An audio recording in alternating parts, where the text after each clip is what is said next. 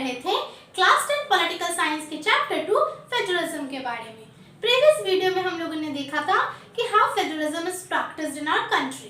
इस वीडियो में हम लोग देखेंगे डिसेंट्रलाइजेशन इन इंडिया। चलिए शुरू करते हैं। Decentralisation, what do you mean by this term? Decentralisation का मतलब होता है कि जब सेंट्रल गवर्नमेंट और स्टेट गवर्नमेंट के हाथ से पावर को लेके किसको दे दिया जाए? लोकल गवर्नमेंट को। When power is taken away from centre and state government and given to the local government, this term is known as decentralisation. Clear?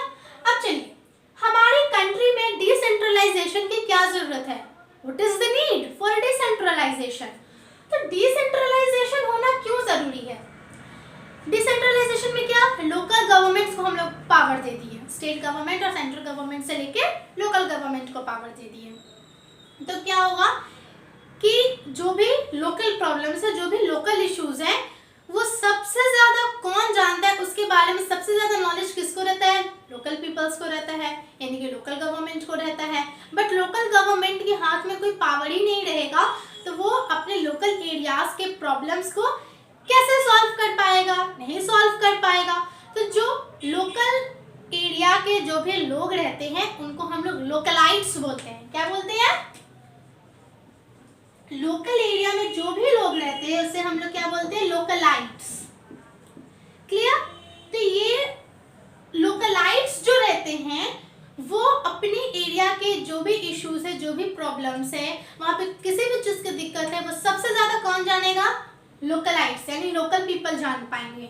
वो कोई सेंट्रल लेवल पे जो भी गवर्नमेंट है वो सारे कोई भी नहीं जान सकते हैं, क्योंकि ये बहुत ही छोटी चीज होती है, बहुत ही छोटे एरिया में ये सारी चीज होते हैं। जो विलेजेस, मेन इसका जो भी पर्पस है वो विलेज से रिलेटेड है, विलेज रूरल एरियाज। इसका नीड क्या है, क्यों जरूरी था डिसेंट्रलाइजेशन? ताकि लोकल इश्यूज भी अच्छे से क्लासिफाई हो सके।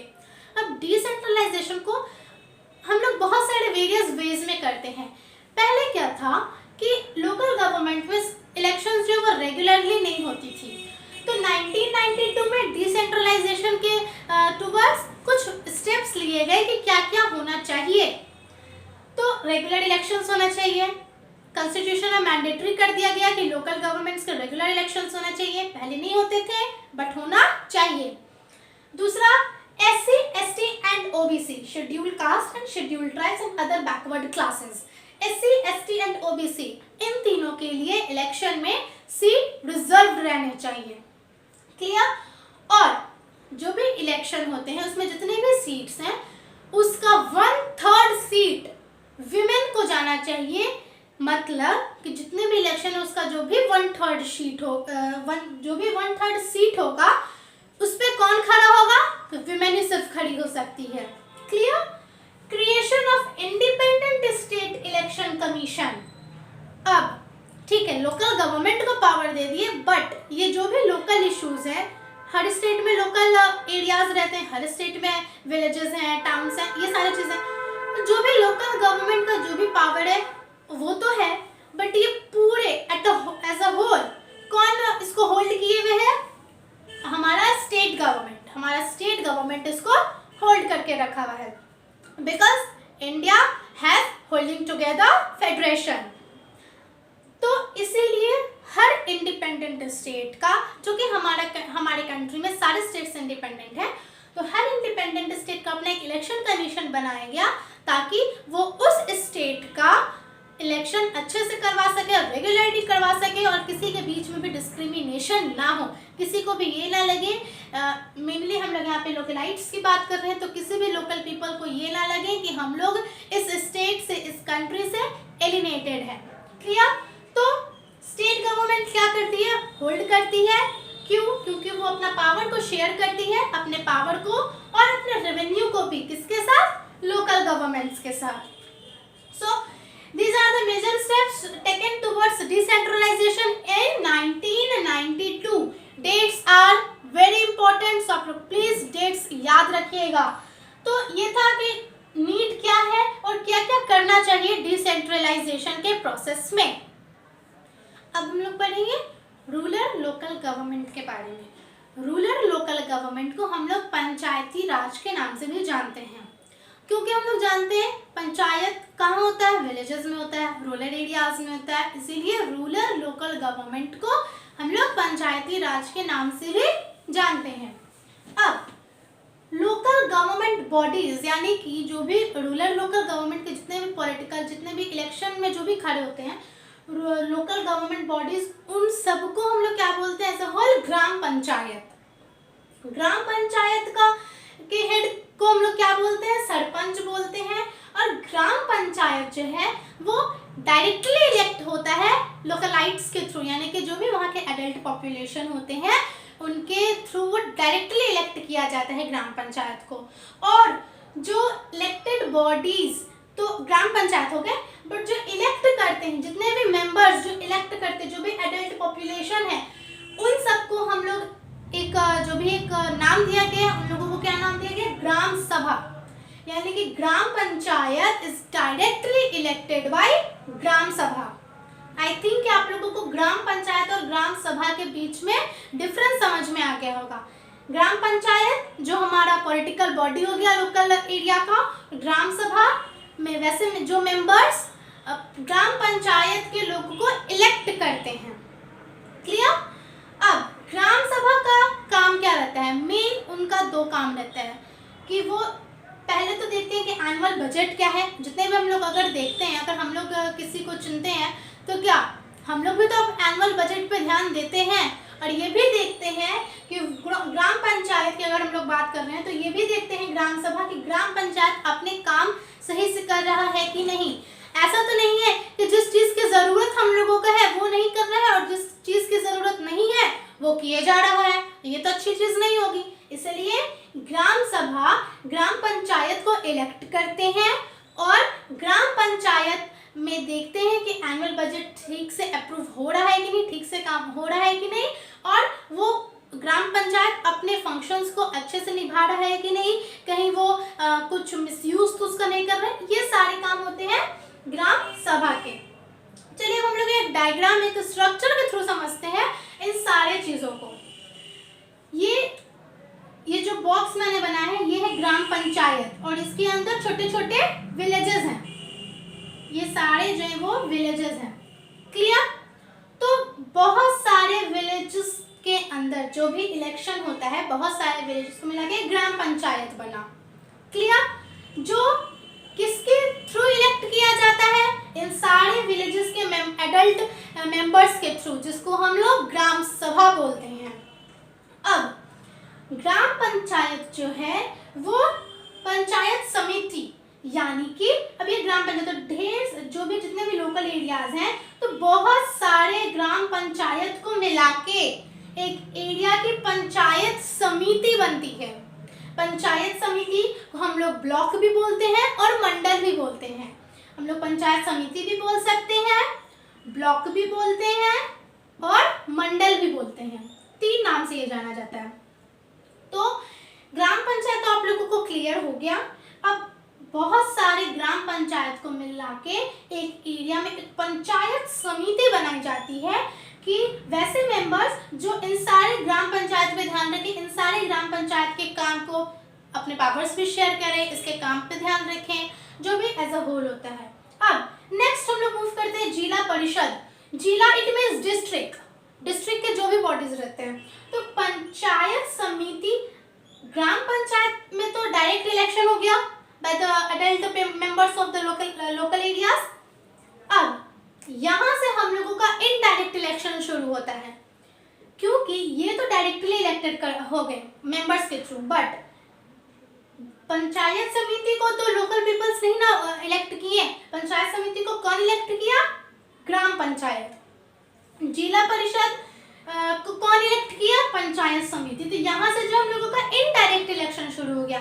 सबका काम यही है कि वो लोकल पीपल्स का देखभाल करें, बट लोकल पीपल डायरेक्टली सिर्फ और सिर्फ ग्राम पंचायत को इलेक्ट करेंगे, ना ही पंचायत समिति को और जिला परिषद को, इन सबको। क्लियर? तो पंचायत समिति बन गई। अब पंचायत समिति, ये हमारा पंचायत समिति का स्ट्रक्चर था। अब बहुत सारी पंचायत समिति मिलके एज अ होल, पूरे डिस्ट्रिक्ट का जो गवर्नमेंट बनेगा, जिला परिषद, जिला को हम लोग डिस्ट्रिक्ट बोलते हैं, यानी डिस्ट्रिक्ट का मतलब होता है जिला, तो ये जिला परिषद बना और जिला परिषद के हेड को हम लोग क्या बोलते हैं, जिला परिषद चेयरपर्सन। जिला परिषद के हेड को हम लोग क्या बोलते हैं, हेड ऑफ जिला परिषद, जिला परिषद चेयरपर्सन, चेयरपर्सन। जिला परिषद के हेड को हम लोग क्या बोलेंगे, जिला परिषद चेयरपर्सन। आई होप कि समझ में आ गया होगा आप लोगों को। मैं फिर से एक बार बता देती हूँ, ग्राम पंचायत, बहुत सारे विलेजेस के जो भी इलेक्शंस होते हैं वो हो जाते हैं ग्राम पंचायत के अंदर। ये डायरेक्टली इलेक्ट किए जाते हैं ग्राम सभा के थ्रू, ग्राम सभा जिसमें अडल्ट मेंबर्स आते हैं उस लोकल एरियाज के। फिर पंचायत समिति बहुत सारे ग्राम पंचायत को मिला के बनता है, और पंचायत समिति ग्राम पंचायत के जितने भी मेंबर्स होते हैं उसके थ्रू इलेक्ट किया जाता है। पंचायत समिति को हम लोग ब्लॉक और मंडल के नाम से भी जानते हैं। अब बहुत सारे पंचायत समिति मिलके एक जिला परिषद बनाते हैं। जिला परिषद लास्ट होता है, इसके बाद कोई और लेवल पे नहीं बनता है पंचायती राज में कोई भी। जिला परिषद के हेड को हम लोग क्या बोलते हैं, जिला परिषद चेयरपर्सन। ये सारे क्या थे, हमारे पंचायती राज सिस्टम, यानी कि रूरल के अंदर, रूरल एरियाज के अंदर जो भी लोकल गवर्नमेंट है वो कैसे कैसे फॉर्म होते हैं और उसके हेड क्या क्या होते हैं। आई होप कि आप लोगों को रूरल गवर्नमेंट क्लियर हो गया होगा ना। हम लोगों ने रूरल लोकल गवर्नमेंट यानी कि पंचायती राज के बारे में जाना। अब हम लोग जानेंगे अर्बन लोकल गवर्नमेंट के बारे में, जिसके अंदर म्युनिसिपल कॉर्पोरेशन, म्युनिसिपैलिटीज, ये सारी चीजें आती हैं। अर्बन यानी कि कंट्री में कुछ रूरल एरियाज होते हैं, कुछ अर्बन एरियाज होते हैं। अर्बन में सिटीज भी होते हैं और उससे भी छोटे, सिटीज तो बड़े होते हैं, उससे भी छोटे यानी कि सिटीज के अंदर जो अर्बन एरियाज आ जाएंगे उसे हम लोग टाउन्स के नाम से डिनोट करते हैं, टाउन्स के नाम से जानते हैं। तो बहुत सारी बड़ी बड़ी सिटीज हैं, तो जितने भी बिग सिटीज हैं उनके अंदर, जैसे रूरल में ग्राम पंचायत था तो उनके अंदर क्या होगा, म्युनिसिपल कॉर्पोरेशन, जिसको हम लोग अगर नॉर्मल लैंग्वेज अगर हिंदी में मैं बोलूं तो म्युनिसिपल कॉर्पोरेशन यानी कि नगर निगम, आप लोगों ने सुना भी होगा कि नगर निगम है।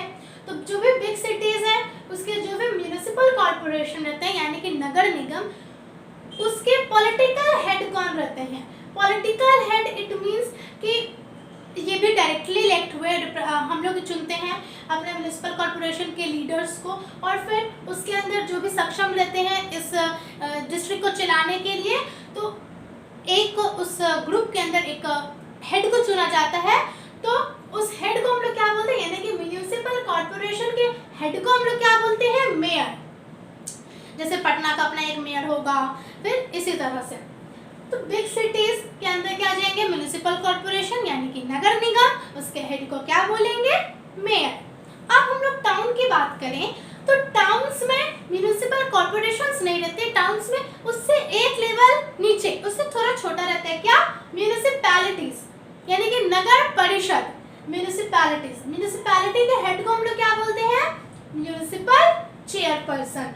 अब म्युनिसिपैलिटीज को कौन चुनता है, म्युनिसिपल कॉर्पोरेशन के जितने भी लीडर्स रहते हैं वो म्युनिसिपैलिटीज को चुनते हैं, और इसके हेड कौन रहते हैं, म्युनिसिपल चेयरपर्सन, यानी कि इसके हेड को हम लोग बोलते हैं म्युनिसिपल चेयरपर्सन।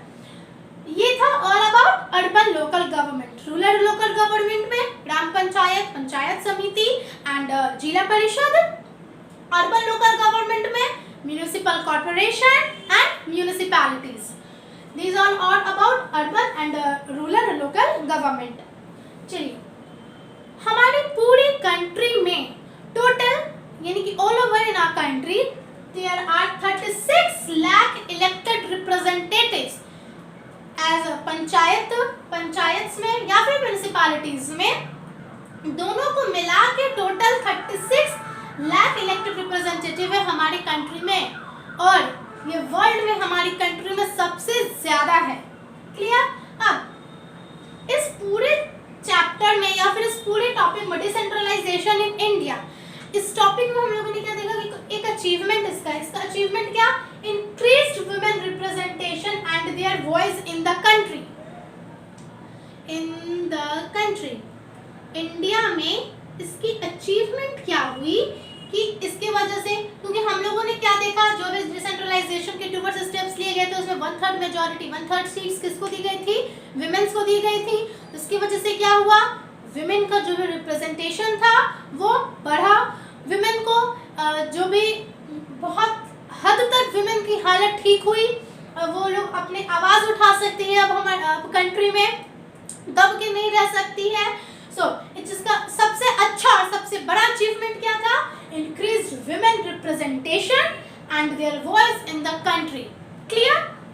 एक डिफिकल्टी भी है, एक डिफिकल्टी क्या है कि अभी भी हम लोगों ने इस पूरे चैप्टर में क्या पढ़ा कि पावर को शेयर करना एक बहुत ही अच्छी बात है। पावर को शेयर करने से सब कुछ अच्छा होता है, सारे न्यू कल्चर्स डेवलप्ड होते हैं। But still in India, many states have not given powers to their local governments. So, और कुछ स्टेट्स क्या है कि अपना पावर भी नहीं दी गई है और उतने रिसोर्सेज भी नहीं दी है कि उस स्टेट के अंदर जो भी लोकल गवर्नमेंट है उसको अच्छे से वो यूज कर सके। ठीक है, अचीवमेंट्स है तो कुछ डिफिकल्टीज भी हैं। मानते हैं कि अचीवमेंट्स बहुत बड़ी अचीवमेंट मानी गई है विमेंस के लिए कि विमेंस के रिप्रेजेंटेशन को बढ़ाया गया है, उसके वॉइस को कंट्री में बढ़ाने के लिए बोला गया है। बट डिफिकल्टी क्या है कि अभी भी कुछ लोकल गवर्नमेंट्स जो है वो अपने पावर के लिए अपने स्टेट गवर्नमेंट से उलझ रही है, क्योंकि स्टेट गवर्नमेंट अभी भी कुछ लोकल गवर्नमेंट्स को अपने पावर्स, कुछ रिसोर्सेज नहीं दिए गए हैं, नहीं दी हैं। तो डिसेंट्रलाइजेशन इन इंडिया में हम लोगों ने क्या पढ़ा कि रूरल और अर्बन में कैसे कैसे डिफरेंसेस थे, कैसे कैसे इलेक्शंस होते थे और वो इलेक्टेड बॉडी का कौन क्या बोलते थे, उसके हेड को क्या बोलते थे, all over 36 lakh elected representatives हैं, ये सारी चीज़ें। इस तरह से हमारा फेडरलिज्म चैप्टर यहाँ पे कंप्लीट होता है। मैंने प्रीवियस वीडियो में भी बोला था, इस वीडियो में भी बोल रही हूँ कि इस चैप्टर का कंप्लीट नोट्स आपको इस चैप्टर के वीडियो पार्ट 3 के साथ मिल जाएगा। सो नेक्स्ट वीडियो में मैं मिलती हूँ विथ नेक्स्ट चैप्टर के न्यू टॉपिक के साथ। Okay, thank you.